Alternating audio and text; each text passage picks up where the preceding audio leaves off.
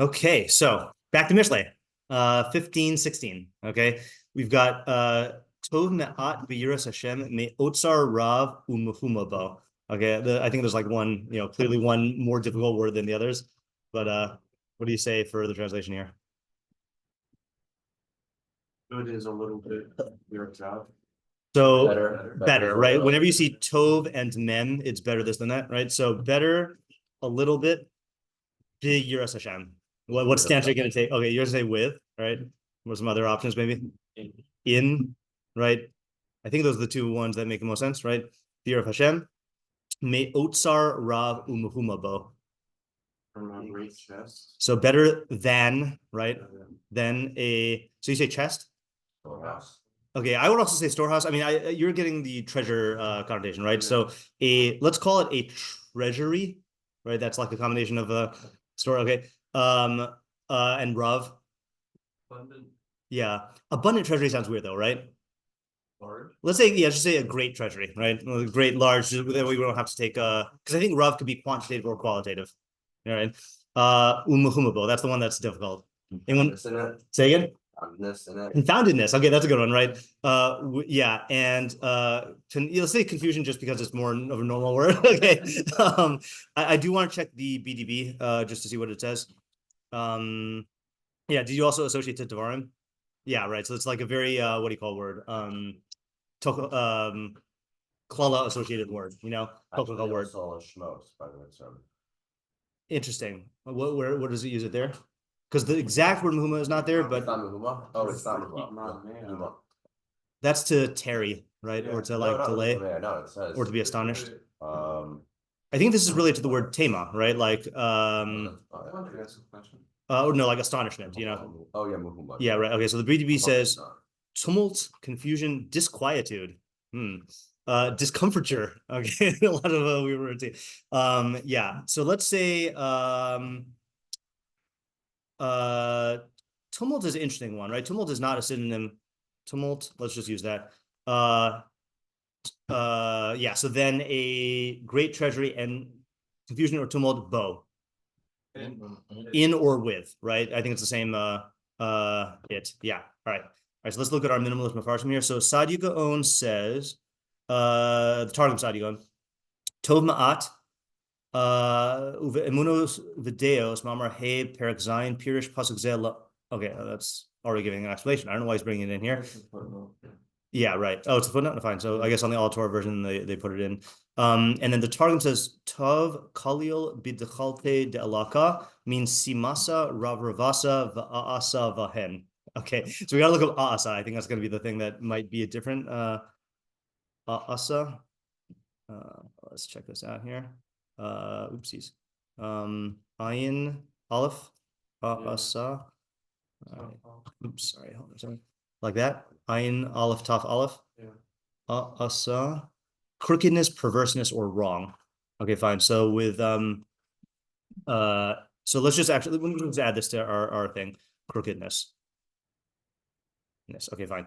Okay, let's move these guys out of the way. Okay, then we got Art Scroll, which says better a little, and then they add in the word gained through fear of Hashem than a great treasure accompanied by turmoil. Because accompanied by, fine. And then turmoil is another good word.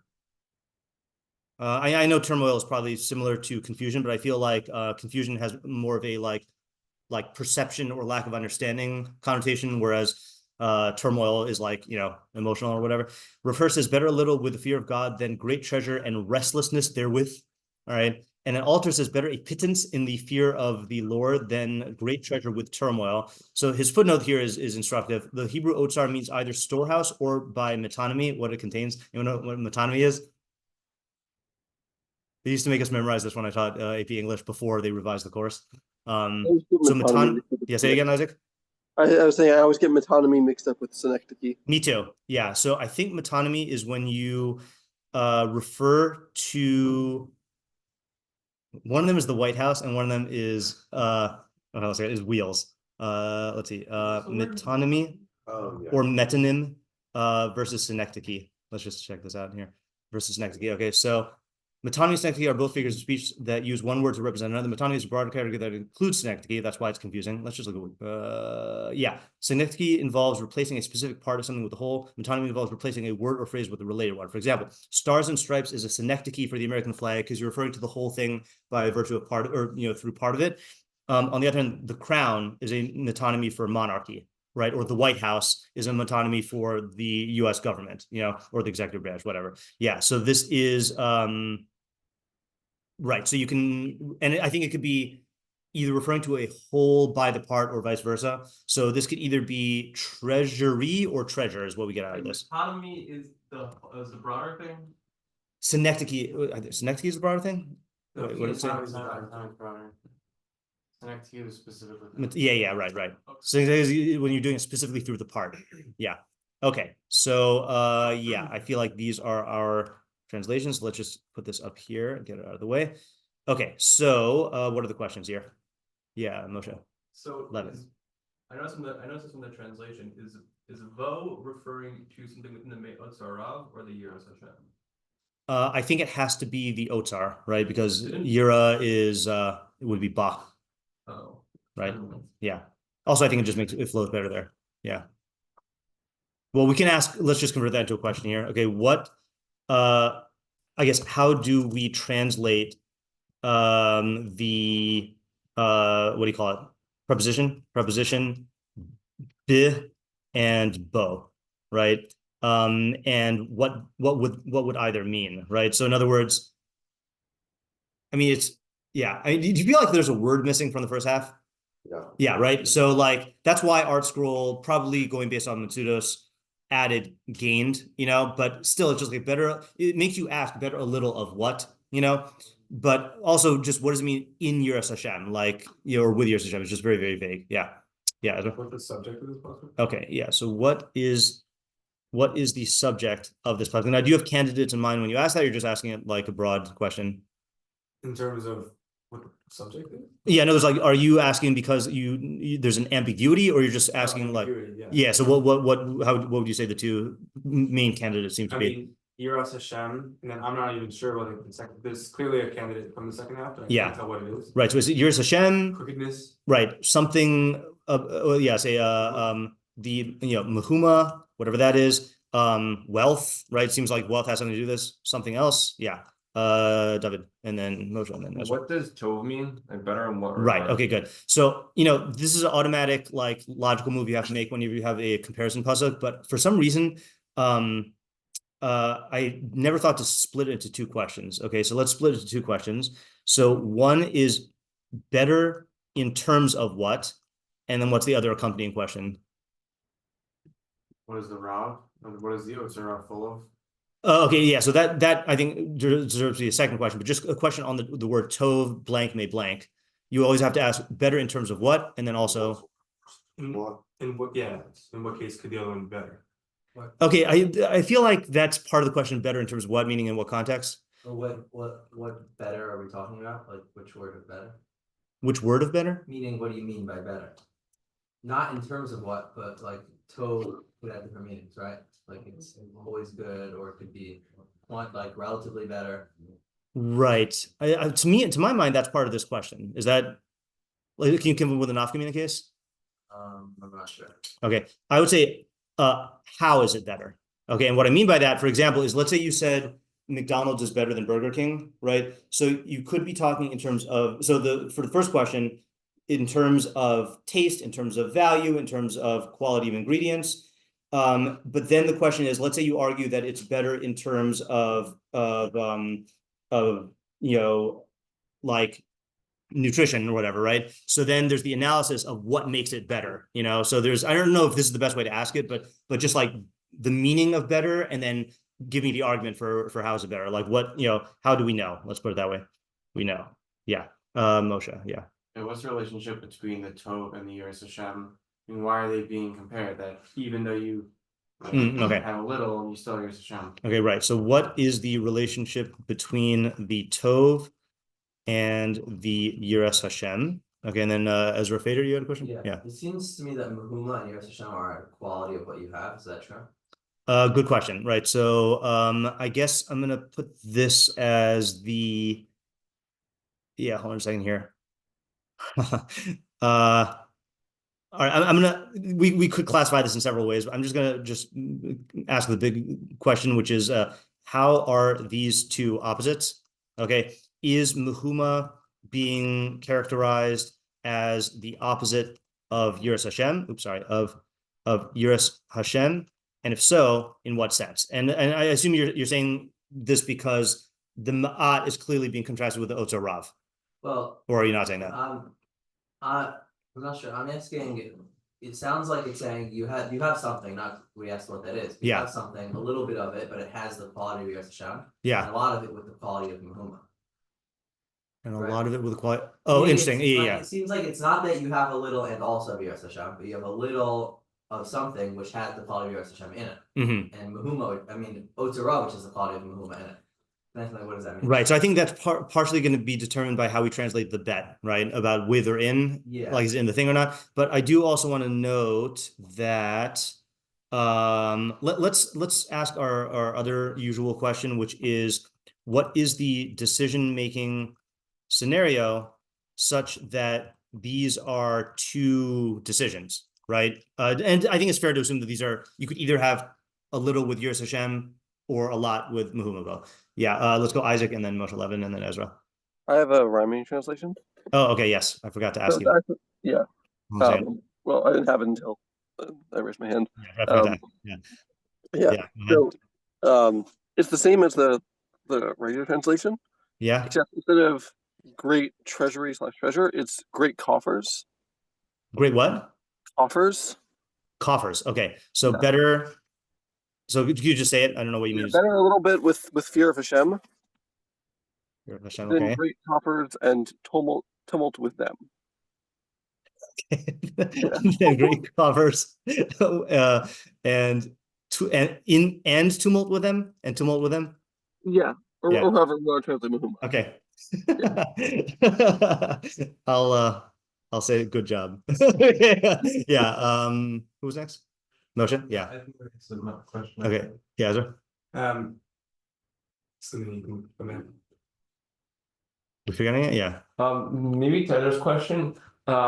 Is this saying that your Hashem is specifically better with something small, make something small better? And like would that be that if you had like otzar rav and your Hashem, that wouldn't be as great as okay, yeah. So let's ask about I guess, is there, what about the other permutations, right?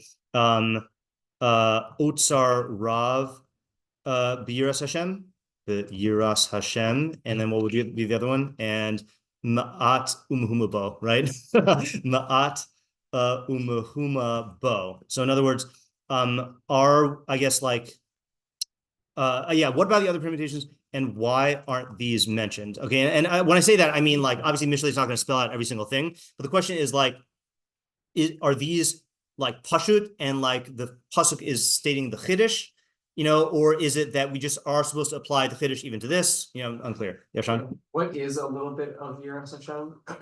And like, is there a minimum threshold? What's the level? Okay. How is it functioning? Why is a little bit important? Yeah. Okay. So let's split those into yiras Hashem questions and then ma'at questions, right? So, because just to be clear, I don't know if I was misunderstanding you. It's not a little bit of yiras Hashem. It's a little bit in yiras Hashem or with yiras Hashem. So it's a little bit of something with yiras Hashem. So yiras Hashem is its own separate. It's a quality, yeah. It's either a quality, like Ezra was saying, of the ma'at or of the person or the scenario. So there's something that has. Yiras Hashem. Yeah. So let's ask the big. I see, yeah. So let's ask the question: what does yiras Hashem mean in this context? We obviously have to take a stance on that, and then ma'at of what, and then I feel like we did ask about the preposition. Yeah, I'm actually going to delete this question and just make it into two specific questions here. What does it mean, me'at b'yiras Hashem? How does the yiras Hashem qualify the me'at? And then similarly, Where's the Mahuma question? Did we ask about Mahuma? Yeah. We didn't ask it? Okay, so what is Mahuma in this context? And then what does it mean for the Mahuma to be bi otsar rav, right? How does one qualify the other? Yeah, Moshe, 11, sorry. Yeah. I have 2 questions. Are we saying that is it a question what's in the me'otzar rav? And is it? Oh, we didn't ask that, did we? I don't think we asked that, right? What is otsar rav? Okay, so what is otsar rav? And then I guess like what's in the otsar? Sorry, in the otsar. I'm just gonna put this all into one question. Otsar, how what constitutes rav? And then there was another question that I think that's part of that, which is I'll save that for later. Yeah. And then you can scroll. Yeah. And so is ma'at and me'otzar rav supposed to be opposites of each other? I think so. Yeah. Right, and then mefuma vo would be a quality within the me'otzar rav. Right, and just like yiras Hashem and ma'at are somehow qualifying, are in the same package. Well, you don't want to say that yiras Hashem is qualifying code ma'at because then me'otzar rav mefuma vo would not be referring to the yiras Hashem, and then you would know. Well, the way I'm reading it is you have a choice. You could either have ma'at yiras Hashem, or you can have otsar rav and mahuma bo. But then there's no indication at all, except your own winds, what's in the me'otzar rav. Yeah, there's no indication. Yeah, I mean, we don't know if we're talking about grain or money or whatever. But there's also no indication of what the ma'at is referring to. But my point is that they're going to refer to the same things, right? Meaning, if you're talking about like net worth, Right. Well, definitely what the substance ma'at is referring to, whatever is going to be. Whatever scale is referring to is going to be of yiras Hashem, right? I feel like I'm not understanding the way you're reading the pasuk. Anyone? I don't know if this is a similar thing that I just had with Sean here, but Are you saying that you're gonna have a little bit of yiras Hashem? Is that how you're understanding? Well, I'm saying, how could you not understand the me'otzar rav as referring to yiras Hashem, and then there's a quality within the me'otzar rav of Mahuma. But then wouldn't it be a large storehouse of your Hashem? Yeah. The mem is putting the two things on two options. Mem means than, not from. I don't know if that's where the confusion is coming from. Then, but the ma'at and yiras Hashem, and then the otsar rav and mahuma bo. So there's no yiras Hashem in the second half. This is the point I'm trying to make. Okay. Yeah, I just think that's the straight reading, and that's also how all the English translations did it.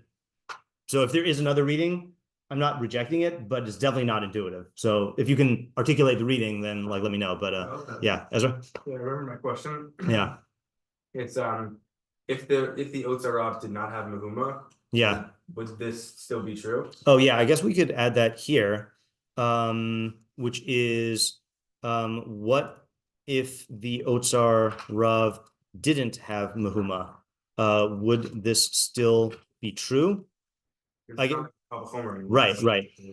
Speaking of the kal v'chomer thing, I don't know the best way to ask this, but let's go with are we focusing on the otsar rav? Or I guess hold on a second.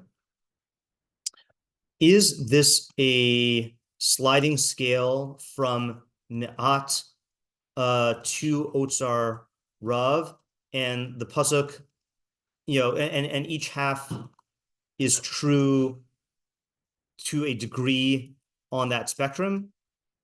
Okay, or is the problem uniquely with otsar rav? Okay, so let's say, for example, let's assume that we're talking about money here. You have someone who's poor, someone who's middle class, and then someone who's a billionaire, right? So is it that this problem gets worse the more money you have, or is it davka otsar rav would be the problem, but a regular otsar would not be subject to the problem at all?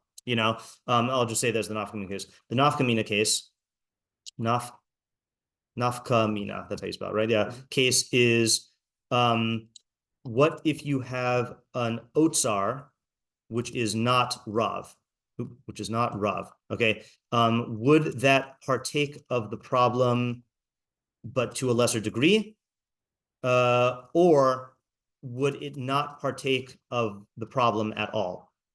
Because the problem is specific to otsar rav. Okay, Sean, and then Moshe, and then Ezra. Yeah, I think what was confusing me in my reading is if be means in. Yeah. So is that a viable reading? Better a little in yiras Hashem. Yeah. Right. So I think you still have to say a little of something. Yeah, why don't you say better a little bit of yiras Hashem? Then you would just take out the bet. Tov yiras Hashem ma'at me'otzar rav u'malobo. Oh, you don't need a bet for. Oh. You know, you don't need a bet for a So little how bit. do you read in? Can you substitute something in? Because you're saying that even within you would need to substitute something in? Yeah. Like, can you? So can you better example a that? little bit of money earned, in yiras Hashem, in a state of yiras Hashem, or better a little bit of money enjoyed in yiras Hashem, and the reason why I say enjoyed in, by the way, I meant to do this at the beginning because it's been a little while. If you remember the previous pasuk, Kol yemei ani ra'im v'tov lev mishtei tamid. Not better. All the days of a poor person are bad, but someone who's glad of heart is a constant party. So I think it's like not outlandish to say that we're talking about better a little bit of money or enjoyment or like something in a state of yiras Hashem, something like that. Okay. Yeah. So then, can I just ask a question? If it is in, Yeah. why is the thing that it's whatever in is relating to not referenced in the pasuk? Okay, that's a good question. So where did I say the ma'at of what? And why does the pasuk not specify, right? Like, why isn't it referenced? Yeah. Okay. Yeah, Moshe. Is this a greater finish than the Asher for Hako? Okay. Yeah. Yeah. Let's rather than saying is this a greater finish, let's say what is the difference between this idea and the idea of Ezehu Ashir Sameach Bechelko, okay, or the previous pasuk, right? Which was similar to that. Yeah, Ezra and then Ariel and then Isaac. What is the fetish of this pasuk in general? Yeah, right. Like if it just pitted yiras Hashem versus wealth, like wouldn't be obvious. Right. What's the chiddush in general beyond yiras Hashem versus wealth? Yeah, Ariel. No, it's not another question. Isaac. Yeah, I have an idea. I didn't go through it. Okay. Are we done with the questions? Let's just check one more time. Yeah, Moshe. Is there anything to be? Why did I choose yiras Hashem over Ahavas Hashem? So I don't like questions like that, and I'll tell you why. Is that I'll tell you where I like and where I don't like. The type of question I don't like is why isn't the pasuk talking about a different subject? Because then you could just say, well, because there's not. He's writing a pasuk about yiras Hashem, right? Unless you have something where like this needs to be Ahavas Hashem, and it's a problem if it talks about yiras Hashem, then I'd be open to the question. Would it be better if I reframe the question as what is there to be gained by saying yiras Hashem over Ahavas Hashem? Or that's still the same? I'm not saying it's a bad question, but I'm saying it's an extraneous question, meaning like we can learn this pasuk and like again, it's like to use an extreme example. Let's say like you're looking at the the Rambam writing about yiras Hashem, and you say, "Hey Rambam, why don't you write about Ahavas Hashem?" Like wouldn't that also help us? And he'd say, "Yeah, but that's not what I'm writing about." So like. Like he did write about it. Probably he has to click about Yeah, it. right. Yeah. Actually, it's funny he doesn't, but no, he doesn't. And the reason why is because he has a whole book devoted to it, which is called shiur. Yeah. But so your Ahavas Hashem is not going to be in Mishlei in general. That's another answer to that question about why I'm not asking the question. Yeah, Ariel? Hey, did we ask who the audience of the podcast? No, we didn't. Okay, I felt like we were forgetting something like that. Yeah, who? And I have an idea after Isaac. Okay, who is the intended audience? And then we'll say what's the practical application. Okay, Isaac, you have an idea. Yeah. So I think this is tied to the previous one. Okay, and I'm going to say before you state your idea, I will not accept an idea as being full unless we take a stance on what we mean by yiras Hashem. So in other words, you can like develop the idea, but I'm saying like we have to answer that question. I think, yeah. Okay, so I'm not taking that. Okay, that's fine. Yeah. Looking at sense on what you're saying. Yeah. I think the decision-making scenario Yeah. is someone who's trying to decide between whether to like pursue ill-gotten gains, and so it's a. I think it's really interesting that it's the psychological aspect of it. Yeah. Okay. That it's better to have a little bit of money, possession, stuff, where it's just basically the thing is the defining qualities is just a little bit. Yeah. Not much.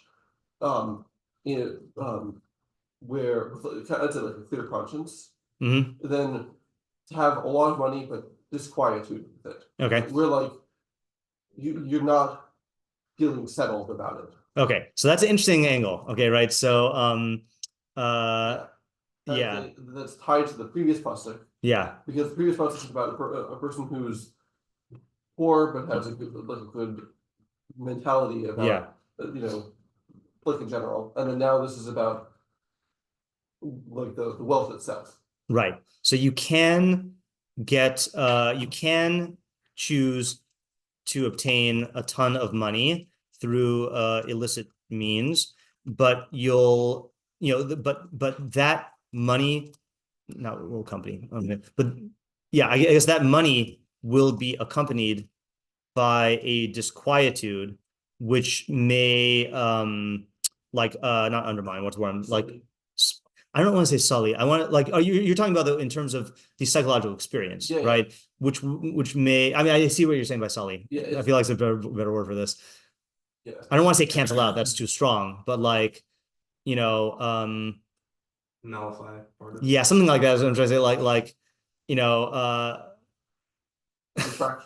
detract from. Yeah, let's say detract from the enjoyment, right? So like, I don't think this is like a crazy example, but like, you got to wonder, someone like a Bernie Madoff, who got a lot of money through ill-gotten gains or illicit means, like, if he's a sociopath, then he probably won't experience this. But if he's not a sociopath, then there's going to be guilt. And even if he is a sociopath, there's the conflict of always being on the verge of getting caught, and like, that's not a state that you want to like be in, like you're not gonna be able to enjoy that. And then in contrast, if you maintain your I guess I think you are taking a stance in yiras Hashem here, right? If you only obtain money in line with, let's just say, like, halacha and justice and righteousness, then you'll be able to enjoy that without these negative feelings. Okay. Yeah, you want to add to that? I have a question. Sure. If you have no yiras Hashem, then what's the disquietude coming from? So I think you're okay. Sorry. No, go ahead. I think the emotions that are causing the disquietude are built into the human psyche. It's not because you have like it's not having yiras Hashem that's going to make you uncomfortable. It's natural way humans are. So what is the yiras Hashem here? So let's just do this. I want to give you and I'm not saying this is going to be exhaustive, but let's do a fear of Hashem menu. Okay. And there are 3, I think, like standard uses of yiras Hashem. Okay. And if you come up with the 4th one, let me know, because I think it's going to fit into one of these 3. Anyone want to say? Okay, let me clarify. I'm not talking about the emotion yet. I do want to address the emotion, but I'm saying like the quality of yiras Hashem that we're talking about, that a person has, which will result in these in a certain emotion. Uprightness and following justice. Okay, yeah. So let's call that. Okay. I don't mean to imply that the 3 terms I'm about to use are one-to-one correlation, but I'm going to say yiras chet, okay, which is fear of violating halacha / righteousness, and then you could also include in that, included in this is fear of the punishments associated with this. Okay, yeah. Yiras Hashem, like, it'd be like awesomeness of him. Okay, so then that's going to be the highest level, which is yiras Hashem in the Rambam Sefer HaMitzvos, sorry, not Mishlei Vermis, that's what I'm saying, Mishnah Torah sense. Okay, so let's just quickly do our review of this because I don't know how many. I read this once a day, but I don't know. I don't know if, no, I don't. But let's let's see if I can do it by memory though. Hold on just a second here. Yeah. So is it on screen? Yeah. Adam. No, it starts at it right. Ketzad he aderech la'avas of yiraso, something like that, right? Shashi sponen Adam b'masa ruv. No, that's on the screen. Okay. Oh, is this English on here? Okay. Good.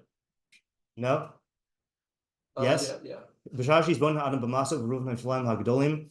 V'yir mehen chachmas she'en la'erech v'lo Miatu ohev u'mushabeach u'mufar u'musave tava gadola leida Hashem gadol.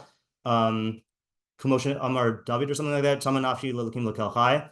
Am I doing this scroll anymore? Shemachashim b'dvarim helo atzman miatu nirtel achorav vir v'yifchad vir es atzmo v'yodea shu biri katana shvel afel ome b'das kala mu'uta lifnei tamim deos. Right, and then something about the fingers. I know it doesn't quote the whole pasuk. Ki'er shemecha ma'aseh v'sposecha, shemesh v'yirech v'kol chavim. Then he says ma enosh kisis karano, right, something like that, right? Yeah. All right. Yeah. Right. So yeah, it's important to know. Yeah. All right. So I'll translate. Yeah. Okay. So when a person, so what is the path to loving and fearing God?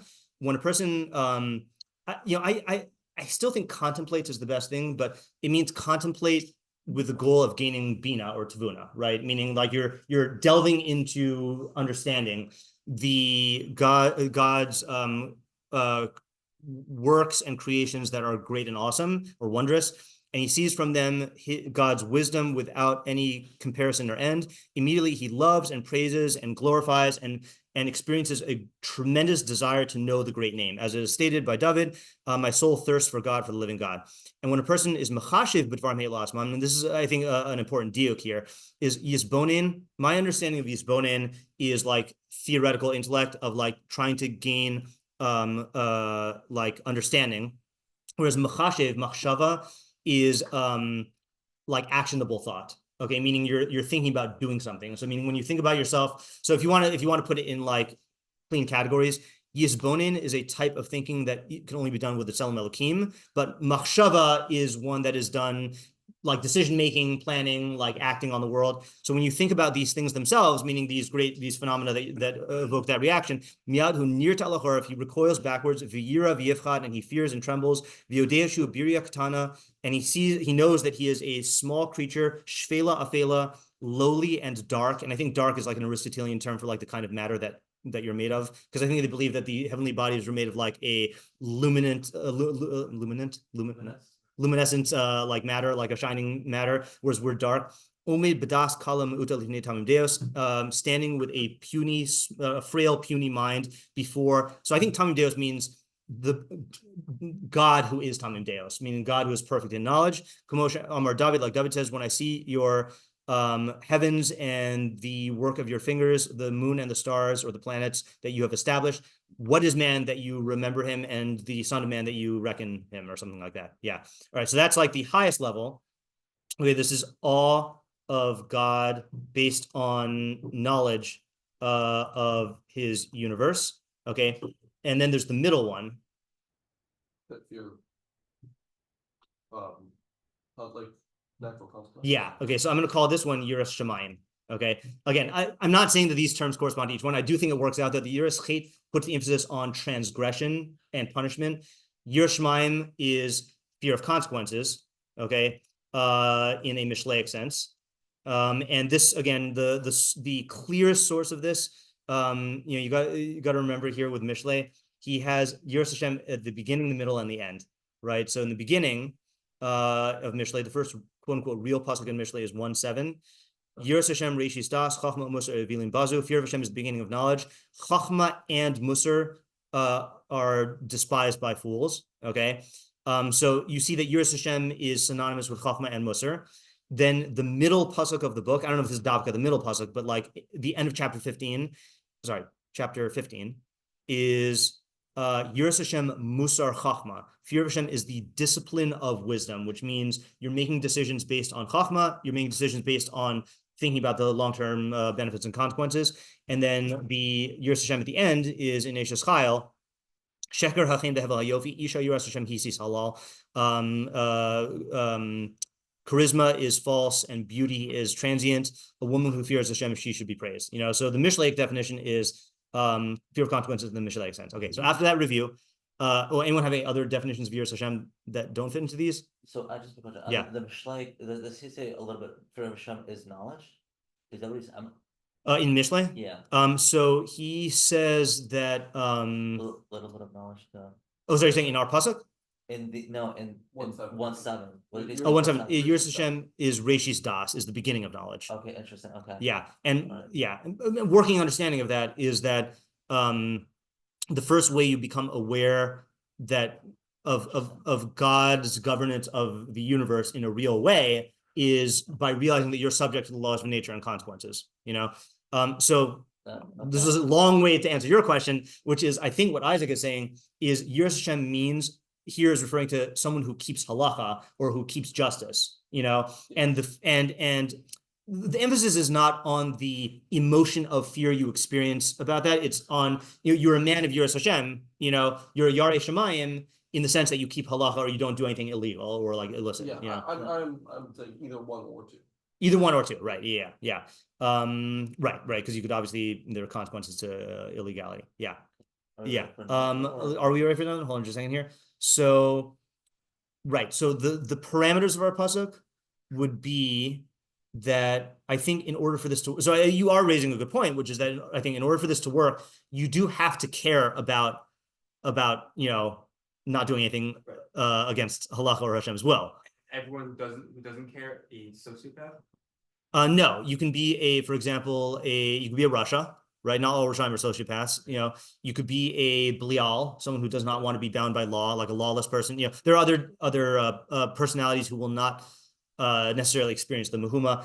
Again, but I do think that there is a critical threshold where you'll experience the muhuma just from being in the situation of having done something illegal and being afraid of getting caught. Like, I don't think you have to be a Yarei Hashem or have the muhuma. I think like the Gemara talks about Ben Drusai, Machal Ben Drusai, like the shiur was something that's edible because he was a bandit who would eat things that were like a third cooked. It's like you might have had a lot of money, but like the accompanying circumstances that the puts you into are going to make you like they're gonna create and I'm more open to that idea than I think. I don't know if you intended to say this earlier, but I think when you led by saying clean conscience, it did make it seem like we're only talking about like your like moral intuition, as opposed to like, no, you're in a situation where like you have to like watch your back because the cops might be on your tail. Ezra? Just to clarify, in this reading, we're saying yiras Hashem is like the method by which you go about getting your money. Muhuma is not that. That's the result if you go right. Yeah. So I think you have to do the reversey matchy thing, which is that the second half is talking about me'otzer rav she'ena yiras Hashem or yiras Hashem umuhuma bo, and then you have to put the opposite of muhuma into the first half, which is tov ma'at b'shalva or tov ma'at yiras Hashem b'shalva, or whatever you say the opposite of muhuma is. And again, that's very common Mishlei. It's like you just you put both pieces, the opposites of both pieces in the end. Yeah, Ezra. Okay, all right. For after here. Okay, you had an idea now. Yeah. So I kind of like the Mishlei's definition with not with the knowledge idea. Yeah. I think that maybe like over here, like yiras Hashem means that like you have knowledge and like you're a man of knowledge and you're someone who has like a knowledge just means you're gonna have clarity, not always, but you're in the framework of wanting to have clarity in your life in your decision making process. And just go straight to the opposite. I mean, then mehuma, I would say that mehuma just means that like when you don't have knowledge and if you don't have clarity, your actions are going to be based off of confusion and and lack of knowledge. I mean, that's just like the natural consequence of not having knowledge. Mhm. So I think it means that, like, it's better to have a little bit of wealth, with knowledge, because there's still more opportunity with having a little bit of money and knowledge, because using your chachma, it'll result into outcomes that you Okay, can I just generate. tweak one thing? I think this is what you're saying, but I think it's clear, but tell me if it's not. When you say knowledge, I think that's just way too broad. Could we just say like Mishlei decision making? Yeah. Okay, yeah. That's exactly what I'm saying. Yeah, okay, right. Then a lot of wealth without it, because if you don't know how to make intelligent decisions with your wealth, it won't do you any good, Yeah. right? Or you could jeopardize it. Yeah.